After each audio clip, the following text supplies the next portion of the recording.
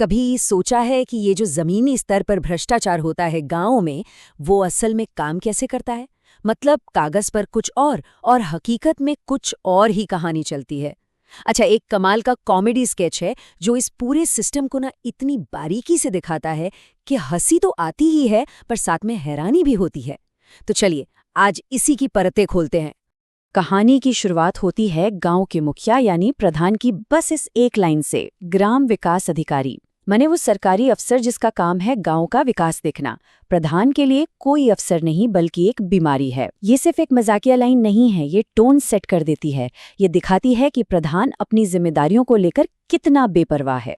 तो होता ये है कि गांव में एक सरकारी जांच होने वाली है, पर हमारे प्रधान जी को इससे कोई फर्क ही नहीं पड़ता।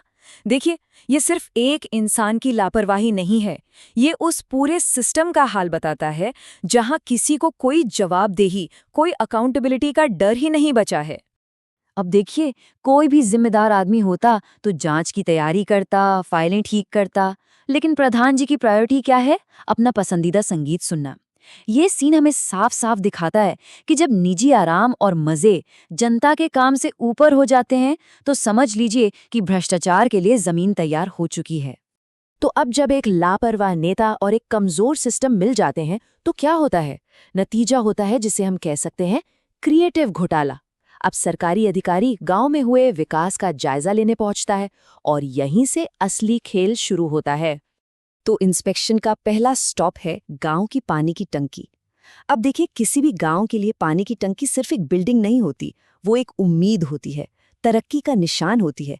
लेकिन यहाँ हम देखेंगे कि वादे कैसे तोड़े जाते हैं।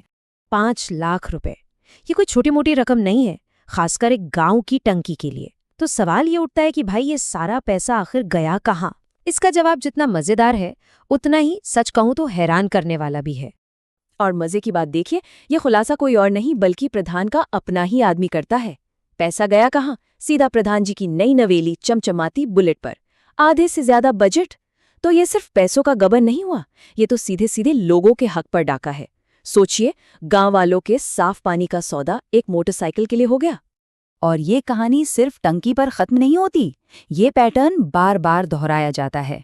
अगला नंबर आता है पानी के पंप का, और यहाँ भी वही बात, उम्मीद और हकीकत के बीच जमीन आसमान का फर्क। जनता के पैसे से लोगों को क्या मिल रहा है? टूटे हुए वादे और कबाड़ से लाया गया सामान।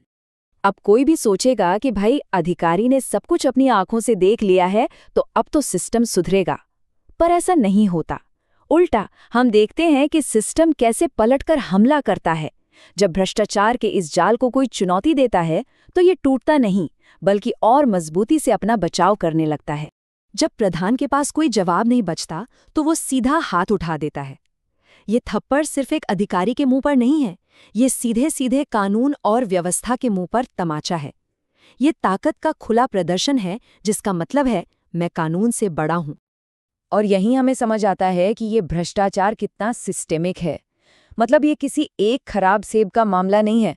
ऐसा लगता है कि पूरी की पूरी टोकरी ही सड़ चुकी है, क्योंकि जब पुलिस आती है तो वो कानून की मदद करने नहीं आती बल्कि इसी सड़े हुए सिस्टम को बचाने आती है। और अब आता है कहानी में असली ट्विस्ट, मतलब सबसे बड़ा वाला। जो पुलिस वाला आता है ना, दरोगा, वो खुद बताता है कि उसे ये वर्दी पाने के लिए पूरे 27 लाख रुपए की घूस देनी पड़ी। ये उस अधिकारी से 2 गुने से भी ज्यादा रकम है। तो विडंबना देखिए, जिस इंसान को प्रधान को गिरफ्तार करना था उसने तो खुद इस सिस्टम में उससे कहीं ज्यादा पैसा इन्वेस्ट कर रखा है। ये सिर्फ एक लाइन नहीं है, ये एक पूरी त्रासदी को बयान करती है। सोचिए, एक पूरे परिवार की विरासत, दादा का खेत, इस भ्रष्ट सिस्टम का हिस्सा बनने के लिए बिक गया। तो अब जब वर्दी इतनी महंगी हो तो उसकी कीमत तो वसूली ही जाएगी, चाहे वो ईमानदारी से हो या फिर बेईमानी से। तो जब कानून का रखवाला ही सिस्टम का सबसे बड़ा खिलाड़ी हो तो फिर न्याय कैसा होगा? अब आगे जो होता है वो न्याय का एक ऐसा मजाक है, एक ऐसा उल्टा पुल्टा खेल है जिसे देखकर बस सिर पकड़ लेने का मन करता है। यहाँ पूरी बाजी ही पलट दी जाती है। जो बेचारा शिकायत करने आया था उसी को मुजरिम बना दिया जाता है, और मुजरिम वो बन जाते हैं इंसाफ करने वाले। ये इतना अजीब है कि हंसी आती है, पर ये असल में बहुत दुख की बात है। ईमानदार अधिकारी को अपनी जान बचाकर वहां से भागना पड़ जाता है। और कानून का मजाक तो देखिए, दरोगा उस अधिकारी को डराने के लिए कानून की धाराओं को एडल्ट फिल्म स्टार्स के नामों के साथ जोड़कर बताता है। ये सिर्फ कॉमेडी नहीं है, ये दिखाता है कि जब ताकत में बैठे लोग ही कानून की इज्जत नहीं करते तो वो बस एक मजाक बनकर रह जाता है। और आखिर में इस पूरी कहानी का निचोड़ इस एक लाइन में है। दरोगा प्रधान की उसी बुलेट को जब्त कर लेता है जो भ्रष्टाचार का सबसे बड़ा सबूत थी, और उसे अपनी मेहनत की, ईमानदारी की कमाई बताता है। एक भ्रष्ट सिस्टम कैसे अपने ही झूठ को सच बनाकर जीता है, ये उसका सबसे सटीक उदाहरण है। तो ये स्केच हमें इसी एक बड़े और परेशान करने वाले सवाल के साथ छोड़ जाता है। ये सिर्फ एक कॉमेडी नहीं है, ये एक आईना है जो एक ऐसी कड़वी सच्चाई दिखाता है जो हमारे समाज में बहुत गहरी है, और ये सोचने पर मजबूर करता है कि जब रक्षक ही भक्षक बन जाए तो फिर आम इंसान कहाँ जाएगा।